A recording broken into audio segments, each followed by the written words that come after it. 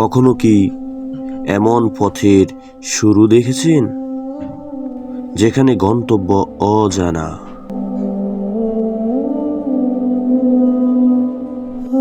কিন্তু নেতৃত্বে আছেন আল্লাহর রাসূল? ভোরের নীরবতা ভাঙল উটের ঘণ্টাধ্বনি। সাহাবীরা প্রস্তুত হচ্ছে সফরের জন্য। এটি শুধু এক সফর ছিল না, এটি ছিল ঈমানের পরীক্ষা। শরীরের নয়, হৃদয়ের যাত্রা। কাফেলার মাঝখানে দাঁড়িয়ে আছেন আল্লাহর প্রিয় হাবিব মুহাম্মদ সাল্লাল্লাহু আলাইহি ওয়াসাল্লাম।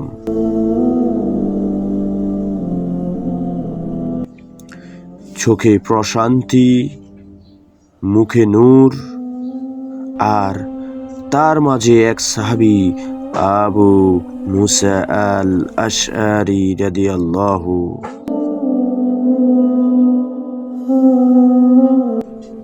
যিনি জানতেন না এই সফরের এক মুহূর্ত তার জীবনকে চিরদিনের জন্য বদলে দেবে।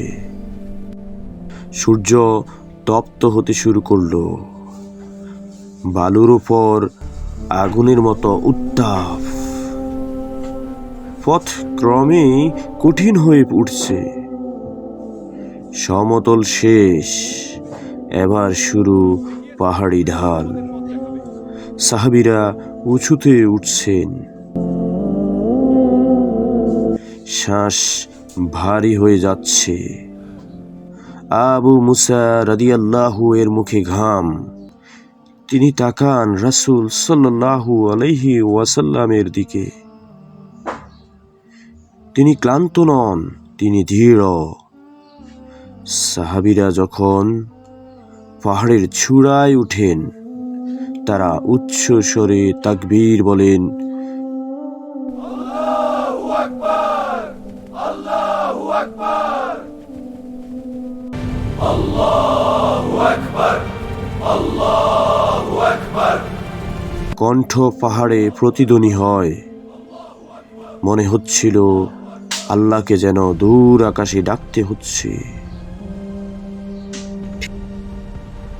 ঠিক তখনই রাসূল সাল্লাল্লাহু আলাইহি ওয়াসাল্লাম কোমল কণ্ঠে বললেন, হে লোকেরা, তোমরা বদীর কাউকে ডাকছো না, তোমরা অনুপস্থিত কাউকে ডাকছো না, তোমরা এমন একজনকে ডাকছো যিনি তোমাদের সাথেই আছেন।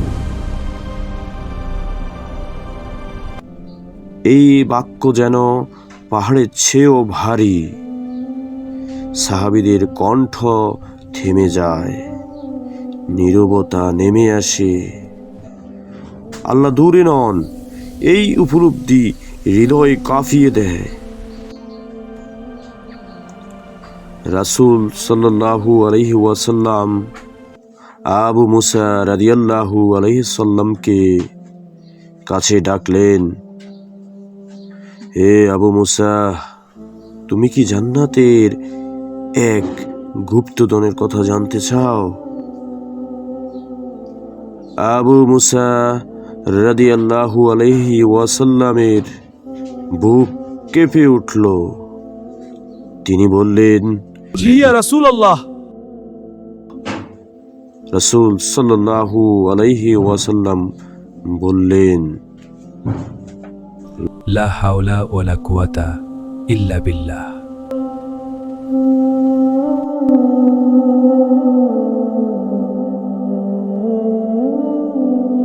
এই বাক্যটি পাহাড়ে প্রতিধ্বনিত হলো না, কিন্তু সাহাবীদের হৃদয়ে গভীরভাবে প্রতিধ্বনি হলো।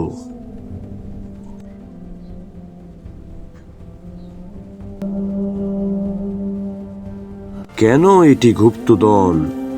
কারণ লা হাওলা, পরিবর্তনের শক্তি নেই, ওয়ালা কুওয়াতা, কোনো ক্ষমতা নেই, ইল্লা বিল্লাহ, আল্লাহ ছাড়া নয়। এটি অহংকার ভেঙে দেয়, এটি ভয় দূর করে, এটি হৃদয়কে আল্লাহর সাথে যুক্ত করে। আবু মুসা রাদিয়াল্লাহু আলাইহি ওয়াসাল্লাম বুঝলেন ক্লান্তি শরীরের নয়, ক্লান্তি ছিল নিজের উপর নির্ভরতার। যখন মানুষ ভাবে আমি পারবো, তখন ভয় জন্মায়, কিন্তু যখন বলে আমি পারি না, আল্লাহ পারেন, তখন শান্তি নামে। পাহাড় একই ছিল, পথ কঠিনই ছিল, কিন্তু হৃদয় বদলে গেল।